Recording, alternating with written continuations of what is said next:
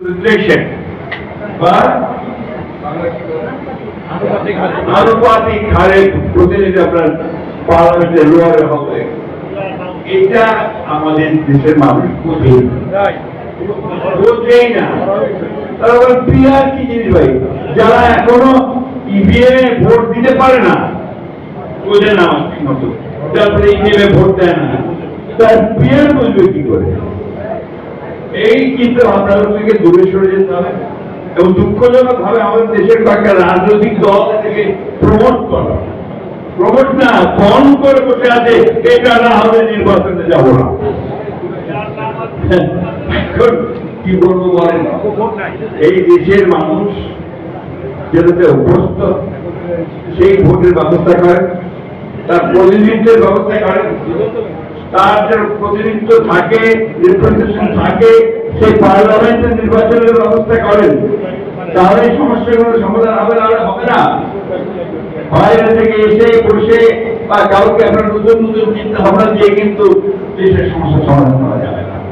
আমরা খুব পরিষ্কার করে বলতে চাই, আমরা চাই অবিলম্বে সংস্কারগুলো শেষ করুন, অবিলম্বে এই যে একটা আছে সনদ ঘোষণা, সেই সনদ ঘোষণা করুন, আর দয়া করে নির্বাচনের যে তারিখটা নির্ধারণ করেছেন আমাদের ভারপ্রাপ্ত চেয়ারম্যান জনাব তারেক রহমানের সঙ্গে লন্ডনে বৈঠকে বসে যেটাতে জাতি অনুপ্রাণিত হয়েছে, আশান্বিত হয়েছে, সেই সময়টাতে নির্বাচন দিন, মানুষ তার অধিকারটা ফিরিয়ে দিন, ভোটের অধিকার ফিরিয়ে দিন। বিশ্বাস করতেন আদর্শকে বুকে নিয়ে আমাদের স্বপ্নকে সামনে নিয়ে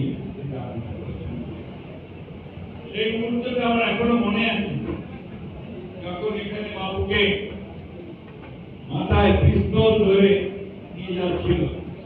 আমরা এখানে রূপপথে একটা সভা করছিলাম, পুলিশ চাপিয়ে পড়েছিল, প্রেস ক্লাবের ভেতরে সহজে পুলিশ ঢুকতো না, কিন্তু সেদিন টিভি ঢুকে একদিকে আমার পুর থেকে রাজীবকে ছিনিয়ে নিয়ে গেল, পেছনে বাবুকে দুঃখিত রাজকে ছিনিয়ে নিয়ে গেল, অন্যদিকে বাবুকে ভূষণ ধরিয়ে নিয়ে গেল। এরকম অসংখ্য ঘটনা আছে। আমাদের নেতা কর্মীরা অনেক ত্যাগ স্বীকার করেছে।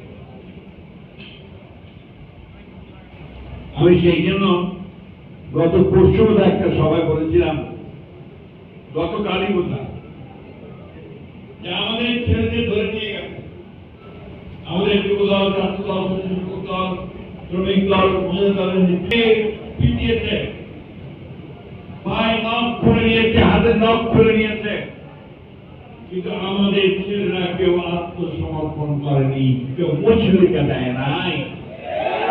আমাদের নেতা যে তার কর্মীদেরকে সেইভাবে তৈরি করেছিলেন এবং নিজেও আত্মসমর্পণ